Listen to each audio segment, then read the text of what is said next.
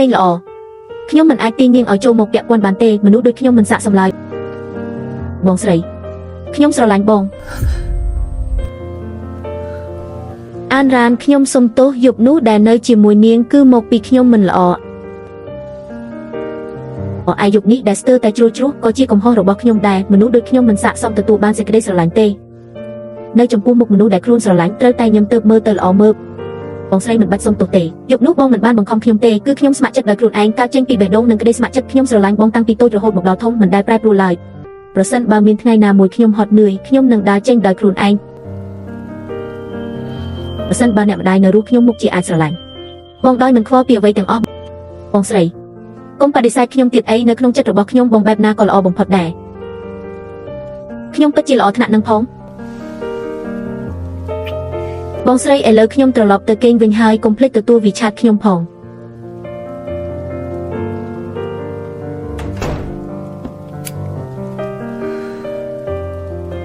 នាងកាន់តែធ្វើបែបនេះខ្ញុំកាន់តែមិនអាចទាញនាងចូលមកក្នុងរន្ធជ្រៅរបស់ខ្ញុំបានឡើយ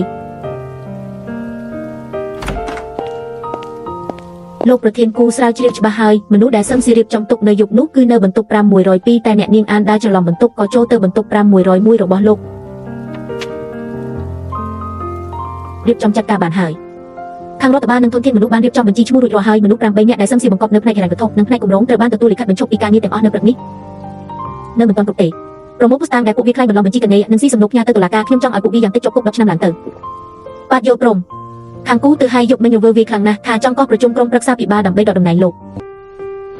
បង្កកាត់ទាំងអស់របស់វាដកហូតភូមិគ្រឹះនៅភាគខាងត្បូងក្រុងមកវិញបើវាយ៉ាងហ៊ានកម្រើកផ្ញើឯកសារដែលវាកឹបកេងប្រាក់ក្រុមហ៊ុនកាលពីមុនទៅឲ្យក្រុមប្រឹក្សាពិបាលទាំងអស់បាទតោះទៅក្រុមហ៊ុនបងស្រីភ្លុកខ្ញុំបាត់ហើយលេខទូរស័ព្ទដែលលោកអ្នកកំពុងហៅមិនអាចតាក់ទងបានទេអ្នកនាងមិនក៏ចេះចាំម៉ាក់បង្រៀនធ្វើស៊ុបឆ្អឹងជំនីជ្រូកស៊ុបឆ្អឹងជំនីជ្រូកត្រូវឲ្យបង្រៀនឥឡូវនឹងមករ៉ានគុំទៅអីមនុស្សបែបនឹងគ្មានបេះដូងទេគេមានបេះដូងគេគ្រាន់តែលាក់បេះដូងទុកប៉ុណ្ណោះ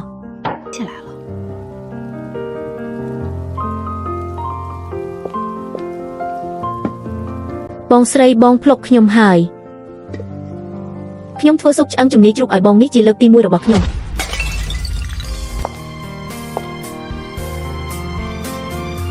អានរ៉ាននាងគិតថានេះសប្បាយណាស់មែនទេកូនប្រមុំស្ត្រីក្របស្តុកចង់មកស្គាល់រសជាតិជីវិតដោយរត់មកជួបបាយខ្ញុំនាងគិតថានេះជាល្បែងក្មេងលេងមែនទេខ្ញុំអត់មានទេខ្ញុំគ្រាន់តែចង់ជួបបងជួបខ្ញុំធ្វើអីរំលឹកពីយប់នោះហេនៅជុំវិញខ្លួនខ្ញុំមិនខ្វះមនុស្សស្រីទេមនុស្សស្រីដែលរត់មកពាក់ព័ន្ធដោយខ្លួនឯងដូចជាកញ្ជើធ្លុះបែបនាងខ្ញុំធន់ណាស់បងកុហកយប់មិញខ្ញុំមិនបានច្រាននាងចេញគឺមកពីខ្ញុំស្រវឹងខ្លាំងអានស៊ឺជាមនុស្សឆ្លាតមិនក៏មានប្អូនស្រីល្ងងដូចជានាងទៅវិញថយចេញទៅថ្ងៃក្រោយកុំបង្ហាញមុខនៅចំពោះមុខខ្ញុំទៀត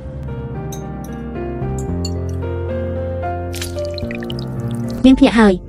ចេញទៅគូឡានបងជាមនុស្សទន់ខ្សោយណាស់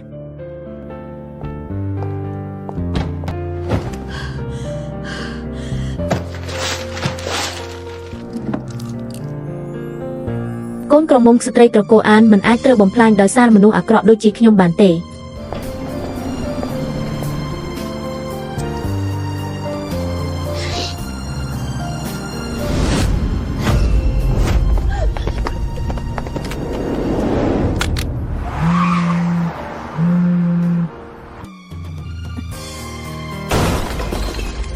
លោកប្រធានគូអ្នកនាងអានត្រូវគេចាប់ពង្រត់នៅខាងក្រោមអគារហើយបិទផ្លូវចេញចូលទាំងអស់ពិនិត្យមើលកាមេរ៉ាសុវត្ថិភាពសំសៀក្រៅពីឯងគ្មាននរណាហ៊ានដល់ថ្នាក់នឹងទេនាងយកសកម្មភាពកាមេរ៉ាសុវត្ថិភាពនៅច្រកទ្វារធំពីម៉ោង 12:00 ដល់ 12:10 ភ្លាមរថយន្តទូរ៉ាពណ៌ខ្មៅគ្មានស្លាកលេខតាមដានជាបន្ទាន់គឺខ្ញុំជាអ្នកច្រាននាងចេញទៅទាំងអស់នេះមកពីខ្ញុំសន្តិសុខប្រាប់ថារថយន្តទូរ៉ានោះឆ្ពោះទៅទីខាងកើតក្រុងបានជូនដំណឹងទៅខាងចរាចរណ៍ឲ្យទាញយកកាមេរ៉ាតាមផ្លូវហើយជូនដំណឹងឲ្យកាយទ្រព្យសម្បត្តិនិងកន្លែងពួនស្ងាត់ទាំងអស់ក្រោមឈ្មោះសឹមសៀស្វែងរកអសពបាទ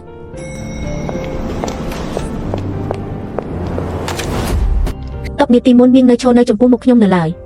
ខ្ញុំដេញនាងឲ្យចេញទៅ别扯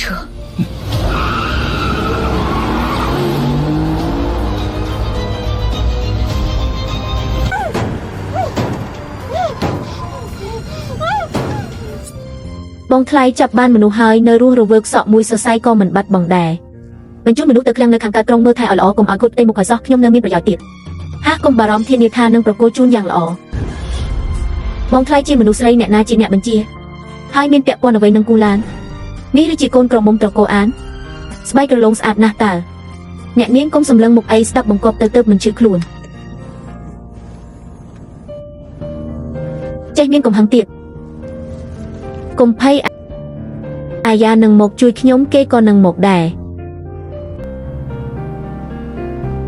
យោនេះជាកូនក្រមុំត្រកូលអានលំបាកវេទងារដល់ថ្នាក់នឹងផង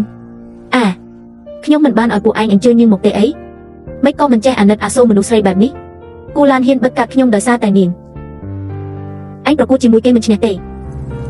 ស្អីគេឆ្លាតជាងឯងគេសាហាវជាងឯងគ្មានថ្ងៃឈ្នះគេបានឡើយនាងសើចស្អីសើចចំពោះភាពគួរឲ្យអាណិតរបស់ឯងសំបីតែ1/10 000របស់គេក៏ប្រៀបមិនបានផងបានត្រឹមតែប្រើល្បិចថោកទាបបែបនេះគូឡានជាបិសាចគ្មានបេះដូងទេនាងគិតថាគេនឹងមកជួយនាងហេះយកសពទៅគេនឹងមក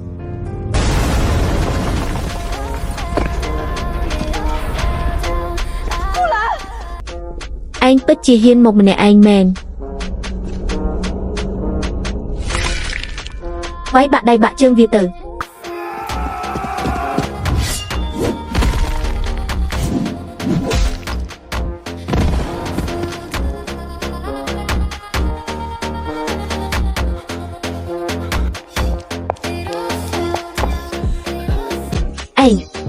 ឯងកុំចូលមកបើហ៊ានដើរមួយជំហានទៀតខ្ញុំនឹងអាបំពង់គនាងលើកជង្គង់ចុះគូឡានចុះហាត់ធ្លេខាលើកិច្ចព្រមព្រៀងផ្ទេរភាគហ៊ុនក្រុមហ៊ុនត្រកូលគូគ្មានឆន្ទៈទេខ្ញុំនឹងសម្លាប់នាងឥឡូវនេះបងស្រីកុំស្ដាប់វាខ្ញុំមិនឈឺទេគូឡានបងក្រោកឡើងហាមលុតជង្គង់កុំកម្រើកហាគូឡានឯងក៏មានថ្ងៃនេះដែរឯងពិតជាស្រឡាញ់មនុស្សស្រីម្នាក់មែន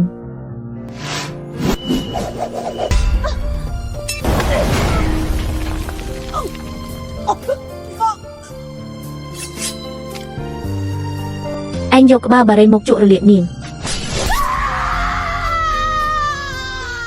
ឯងអារប់នាងគូឡានកុំអីល្មមហើយបងស្រីប្រឡាក់ដៃដោយសារតែវាមិនស័ក្តិសមទេ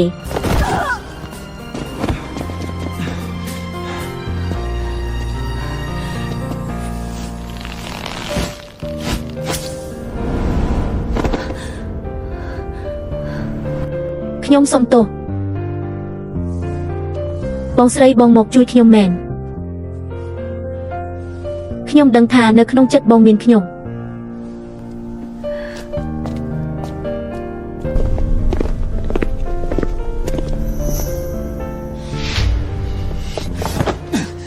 គូឡានបងធ្វើស្អីហ្នឹងខ្ញុំប្រកល់ប្អូនស្រីឲ្យឯងការពារនាងបែបហ្នឹងហេះមនុស្សមកពីខ្ញុំធ្វើបាត់ខ្ញុំជាអ្នកទទួលខុសត្រូវឯងយកស្អីមកទទួលខុសត្រូវយកគ្រួសារស្មោកគ្រោករបស់ឯងហេះយកពួកសាច់ញាតិឈួតដែលចាំតែខំមនុស្សរបស់ឯងហេះគូឡានក្រៅពីនាំការជាចាប់មកឲ្យនាងឯងអាស្រ័យស្អីអាចផ្ដល់ឲ្យនាងបានទៀតប្រគល់នាងមកឲ្យខ្ញុំមិនទៅទេបងខ្ញុំមិនទៅទេរានស្ដាប់បង្គាប់បងមើលរូបរាងឯងឥឡូវនេះទៅបាននៅបន្តជាមួយគេសំបីតែជីវិតក៏ត្រូវបាត់បង់ដែរជីវិតចុះខ្ញុំផ្ទាល់ខ្ញុំស្ម័គ្រចិត្តគូឡានបើថ្ងៃនេះឯងមិនប្រគល់នាងមកឲ្យខ្ញុំទេត្រកូលអាននិងត្រកូលគូនឹងបើកការប្រយុទ្ធគ្នាយ៉ាងពេញទំហឹងបងស្រីបងប្រុសរបស់បងនិយាយត្រូវហើយខ្ញុំមិនស័ក្តិសមទេគូឡានបងមានន័យថាម៉េចត្រឡប់ទៅត្រកូលអានរបស់នាងវិញទៅកុំមកផ្ញើខ្លួនរំខានខ្ញុំទៀតបងកុហកអំបញ្ញមិញបងច្បាស់ជាអំបញ្ញមិញគ្រាន់តែជាវិបដិសារីប៉ុណ្ណោះនាងត្រូវគេចាប់ខ្លួនដោយសារតែជំពាក់ជំពិននឹងខ្ញុំឥឡូវនាងមានសុវត្ថិភាពហើយពួកយើងទូទាត់គ្នារួចរាល់បងប្រុសលេងខ្ញុំគេមិនមែនជានិយាយចេញពីចិត្តពិតទេគេកំពុងតែដេញខ្ញុំរានកុំល្ងងអី